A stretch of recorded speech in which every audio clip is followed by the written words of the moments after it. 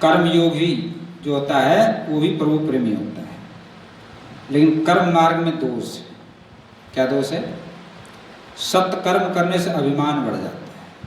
जो लोग सत्कर्म कर रहे हैं, यदि वो सोचते हैं कि मैं कर रहा हूँ तो मैंपन का अभिमान हो जाता है, और यदि सत्कर्म करे लेकिन ये सोचे कि सब मेरे भगवान करते हैं अथवा मैं भगवान के लिए कर रहा हूँ, तो सत्कर्म को भगवान को अर्पण कर दो कि मैंने कुछ नहीं किया है, तो फिर अभिमान नहीं आएगा।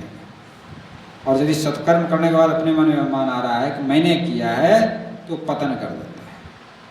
तो इसलिए कर्म योगी को भी प्रभु प्रेमी होना चाहिए, प्रभु की भक्ति करनी चाहिए। प्रेम से कर्म और ज्ञान सफल होते हैं। जहाँ कम प्रेम है वहाँ जीव अपने स्वरूप को छिपाता है, और जहाँ अतिशय प्रेम है वहाँ जीव अपने स्वरूप को प्रकट करता है।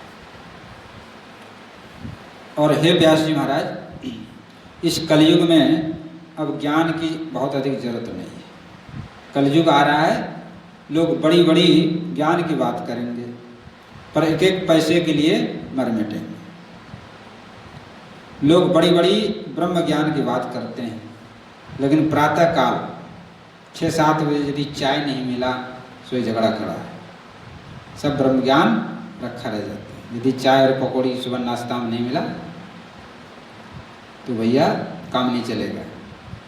पहले सुबह व्यवस्था होनी चाहिए बाल भोग की, तब आगे की बात करेंगे। तो ब्रह्म ज्ञान रखा रह जाता है, थोड़े थोड़े बातों में लोग लड़ पड़ते हैं। तो कहने का अर्थ यह है ज्ञान तो है, प्रेम भी है, लेकिन संसार के तुच्छ वस्तुओं में।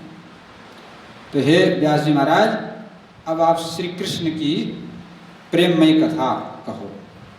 श्री कृष्ण प्रेम की मूर्ति हैं। कोई भी जीव प्रेम किए बिना नहीं रह सकता।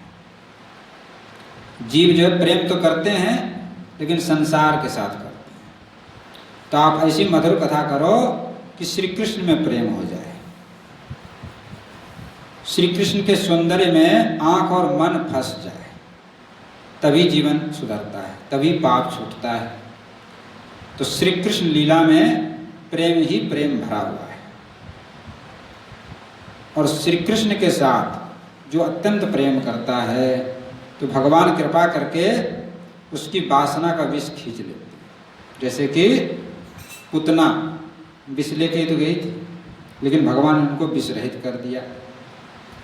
तो श्री कृष्ण लीला में प्रेम ही प्रेम भरा हुआ है। तो ऐसी मधुर कथा करो कि श्री कृष्ण में प्रेम हो जाए।